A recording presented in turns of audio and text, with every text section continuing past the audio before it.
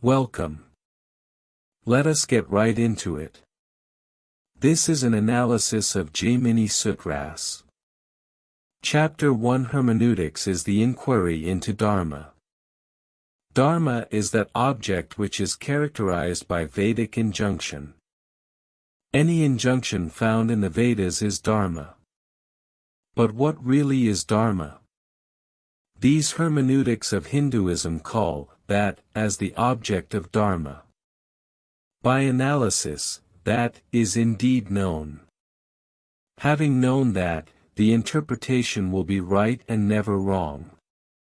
When a person's senses make contact with an existing object, the cognition arising from that is perception, and it is not an independent source of Dharma, because it apprehends only what is already present. Example: having seen the moon, the light of the moon is seen but the cause of the moon is not seen. Likewise, Dharma can be known but the object of Dharma is not known because it is beyond our perception. The connection between a word and its meaning is innate and eternal.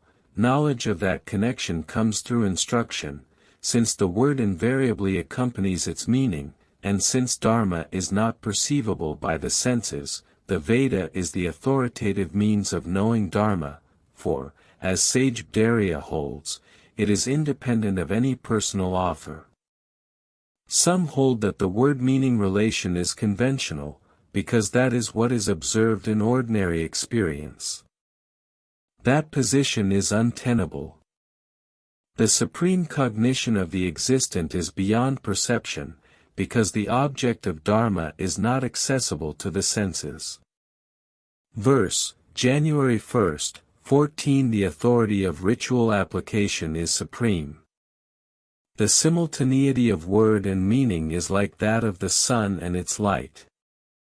Verse January 1st, 24, words would have had no designation at their origin, since the object is not the cause of the word. For example, some hold that Dharma only exists due to creation. Some hold Dharma to be inquiry into the self. Some hold Dharma to be that which the Vedas say is the only fruitful act.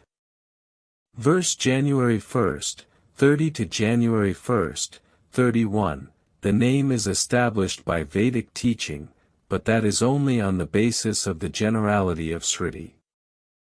Example: that which is called Kina o Upanishad teaches us whom to worship. Example: that which is called Katha o Upanishad brings us detachment, like a knife cutting up the bondage. Chapter 2. Verse 1.2.1, because the Vedic corpus is for the purpose of ritual action, those passages not aimed at action would be purposeless. Therefore the relation of word and meaning is said to be non-eternal. Verses 1.2.2, 1.2.6. And because there is no contradiction with what is observed in the authoritative texts. And because in that case the Veda would be fruitless. And because of the purposelessness of passages that are other than injunctive. And because of the prohibition of the non-participant. And because of the non-eternal connection of the word to its referent in usage. Thus, the rules of Dharmic hermeneutics. What is a passage of praise? Laudatory passages serve the injunctions through the purpose of praise. They have no other purpose besides praise. Example: sacrifice is indeed the greatest act. This would be a verse of praise because there are greater acts than sacrifice. A reliable contradiction is untenable, for in ritual application there would be a conflict, but the meaning of the word, being not part of the application itself, would therefore be justified. Because of the application, the word holds a conventional meaning.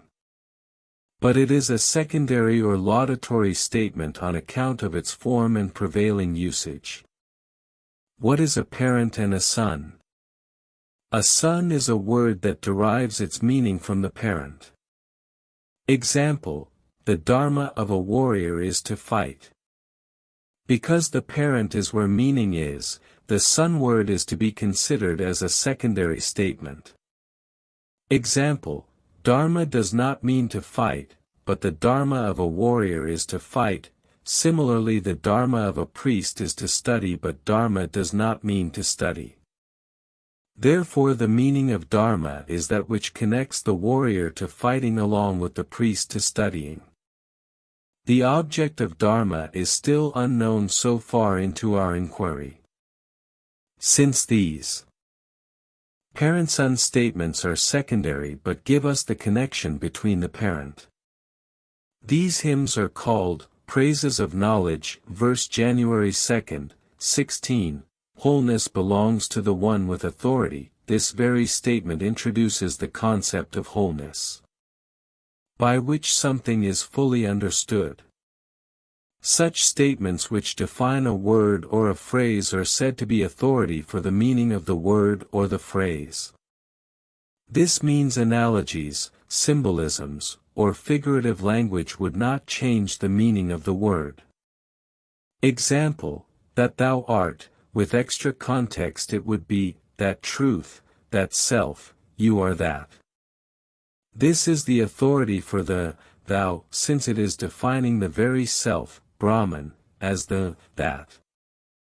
Therefore authority on the meaning of thou is given to that thou art, because of the sake of wholeness. This is part 1 of our inquiry. Daily analysis of the hermeneutics of Hinduism. Thank you for listening.